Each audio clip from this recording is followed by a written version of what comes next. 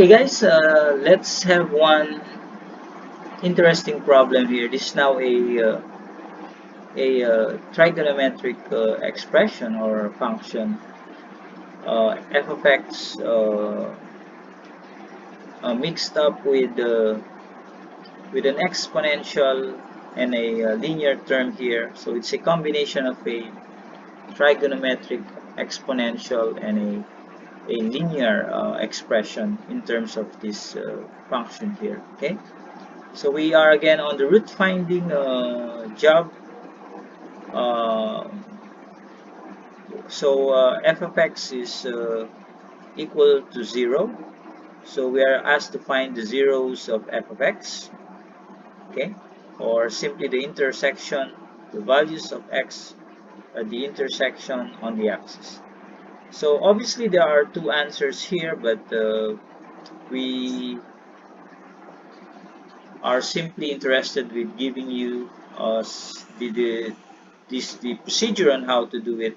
Then how to capture the other, of course, will depend upon the choice of your guess values. So what method are we going to use? So we use the simplest method we have, which is the bisection method, no? And of course, as I told you before, knowing the graph of the function would really help a lot, no? If you can imagine the function, if you can plot it accurately, then it will help you a lot. That's why in MathCAD,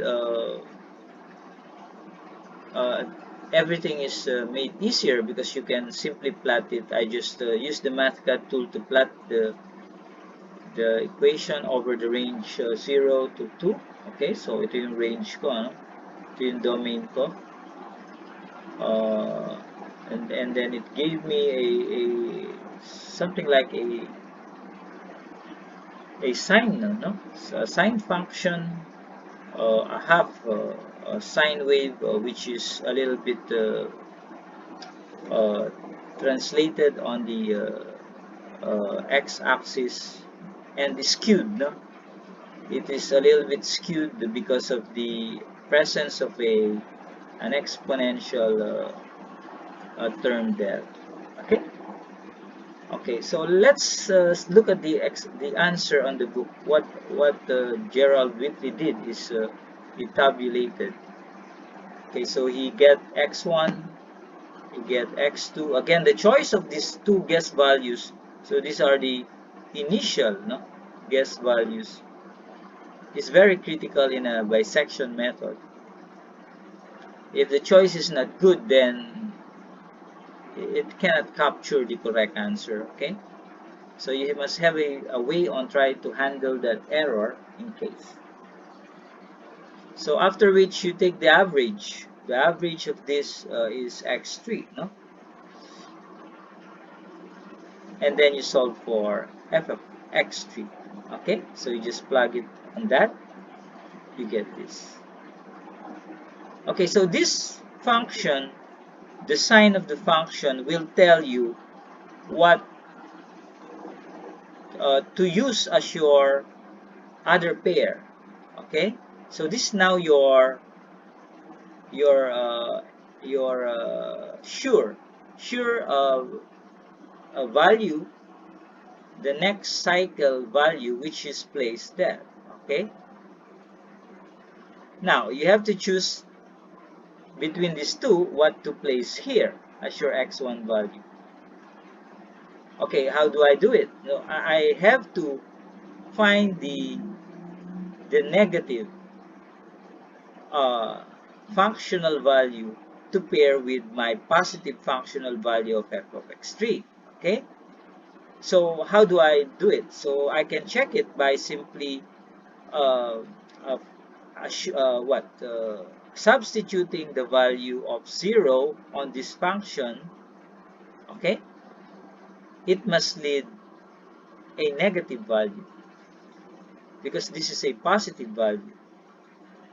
Okay, so if I substitute x here to be 0, this value here is a negative value. That's why I use this one. Okay, Gerald Whitley showed it in the explanation, so I did not capture it here because I want to do it by myself, no? So after this, I take the average. I get the functional value. This is negative, so I use 0.25 and place it there. Sa 1 ko siya nilagay kasi ito ibababa ko siya doon. So you are assured that 0.5 gives you a positive functional value because I use 0.5 there, etc. And then I take the average again. Okay. So pag tabulated, ganito. Pag manual solution class, ganito gawin nyo, no? Pag manual. Pag coded kayo, punta lang kayo sa program nyo, Excel, pwede yun. So ito yung program ko sa MathCAD, no? So this is my MathCAD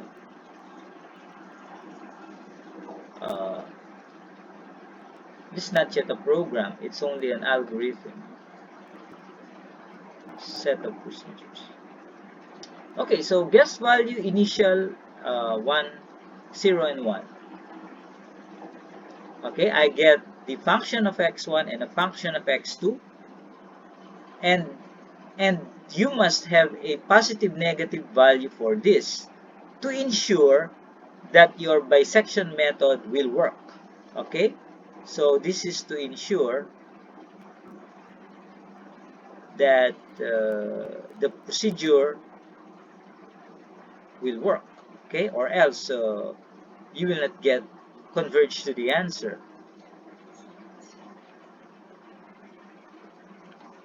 Okay, then take the average and check your functional value. Okay, since this is positive, okay, I have to choose a negative. I cannot choose this because they are both positive. I cannot capture the exact value, so I have to use this one. So which tells me that I have to use x1 as my x1 there. So x1 is equal to x1. And x2 must be equal to x3. Okay, so this is my routine. This is my cycle. This is my iterate. I have now formed a procedure. That's how you work on procedures class. If you are very good in these things, you are so much better in creating construction procedures, because this is more difficult than setting a procedure of activity. Tama? Okay, so x1, ito na ngayon yung bago kong x1 tsaka x2. And then I just copy the next step. Pareho pa rin. Okay? Here I choose x1 as the first guess and x3 as the second. I take the average. I get a negative functional value. I look into a positive functional value and I set x2 as my, ano yung x2 ko ngayon? Yung x2 ko ngayon, i-retain ko dito sa x2. At yung x3 ko ngayon, ang ilalagay ko sa x1. Okay? So, did you get the process now? And then again, this is Yes. my next cycle. Choose x3 as the first guess and x2 as the second. Pwede ba magbaligtad dito? Pwede. Kaya lang, magpapalit pa ako ng formula. Nakita nyo? Pag pinagbaligtad ko to, hindi ako pwede mag-copy and paste. Pero pwede. Kaya lang, magpapalit pa ako ng formula. Para nun, siguradong yung lalabas dito, yung tamang functional value. Yun ang kagandahan sa systematic class. Pag nagawa mo yung system mo, if your system at first is exactly correct, then everything is just a piece of cake. Kaya huwag kang manghinayang na mapagod mag-isip dun sa tamang sistema.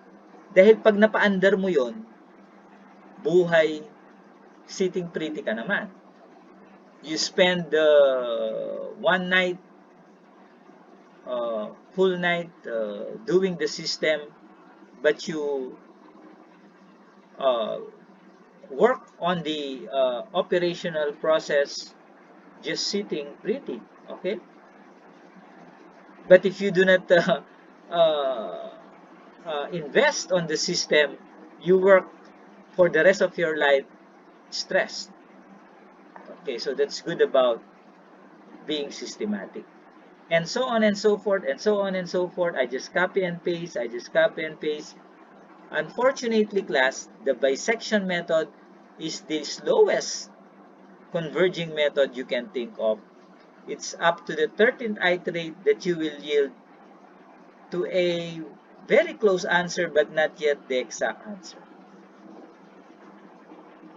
Okay, so note that this is not yet a program, and a structured program may be done using any uh, programming technique that has a for loop statement, and it only requires you a couple of steps and you get the correct answer. Okay? Yung ginawa ko dito, class, inilagay ko lang dito. Wala naman akong binago. Yeah. Parehas pa rin. Ayan. May if statement lang ako dyan. Ayan. Okay? So, I just did it a while ago. I just did this a while ago. Kasi yung mga notes ko, natapon ko na yung iba. Nawala na yung iba. So, I just did it. Luckily, dahil naintindihan ko pa yung procedure, nagawa ko naman siya. Umandar. Ayan. Okay? So, that is how the procedure of the bisection method, medyo mabagal, pero pag program siya, wala nang mabagal eh, di ba? Kahit na 100 iterate pa yung lagay ko dito, ito lang yun eh. Di ba? Pero syempre, when you are saving resources, just like what the computer scientist tells us that the process done by the computers in terms of bytes is tantamount to spending money, no? That's why they talk of cost when they talk of programs. They talk of cost or money when they talk of algorithms. Because we might not be noticing it for very simple procedures like this, but for very complicated procedures, uh, you will actually save a lot of time and money, no? If you simplify your or choose the best solution or alternative solution that you might have. Okay, so in that note, let's go to the second method. Okay, so the second method, or the linear interpolation technique, simply gives us a way of trying to solve the issue of not covering the exact root on the first two guess values. So what if my guess values are not capturing the exact root of the problem there? So I can make use of the second method and make use of the interpolative or extrapolation technique, because you are extending this into x2 there. Okay? So here in this problem, instead of using x1, x2, x3, the book of Whitley just used the xo, x1, x2. Okay, pinalitan lang niya.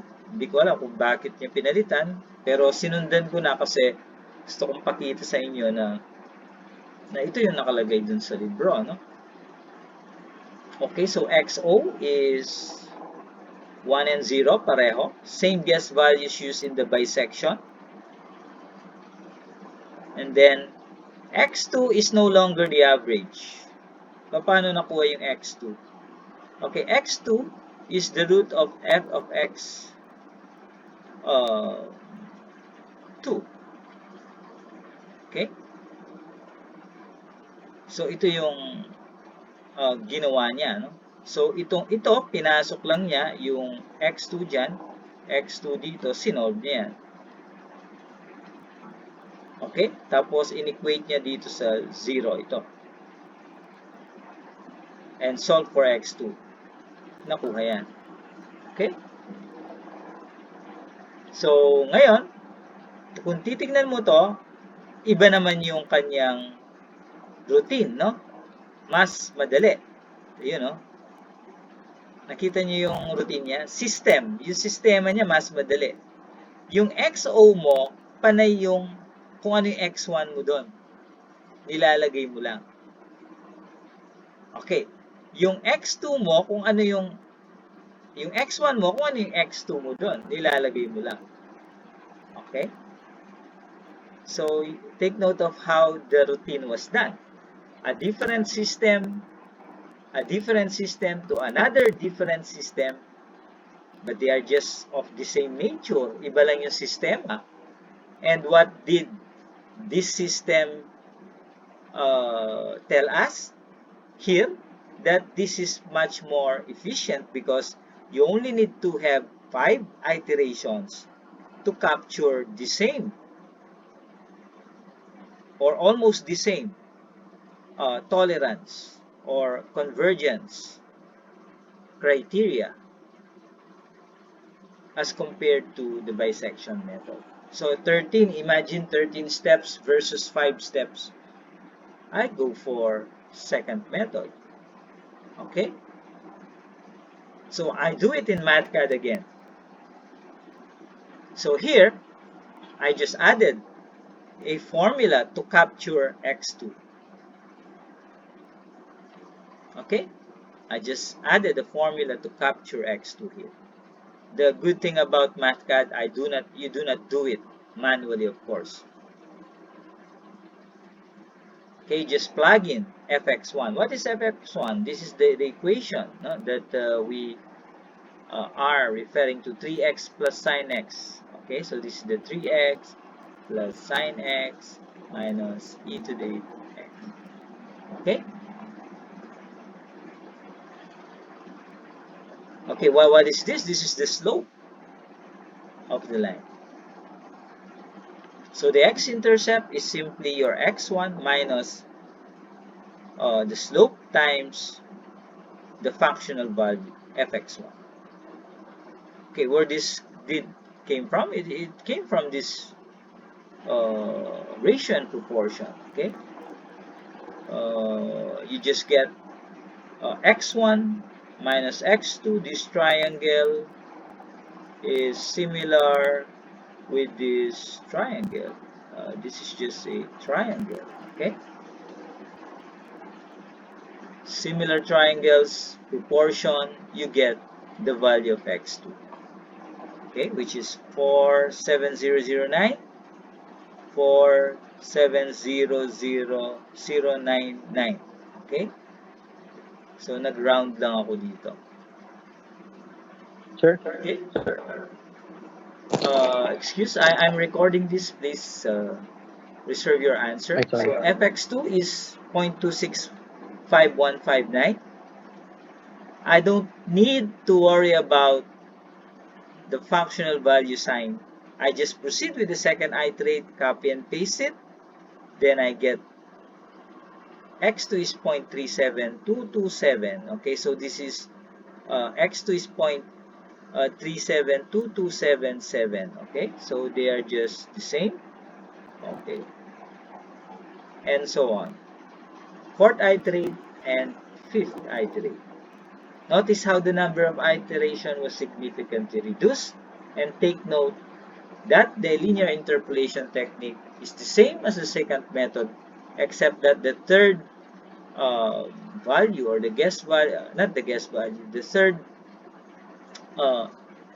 x value is always in between the first and the second guess values, which is same as the bisection method. Okay? So that's it for the two methods I presented to solve the problem here on this function. So I'll see you in the next video for the other methods.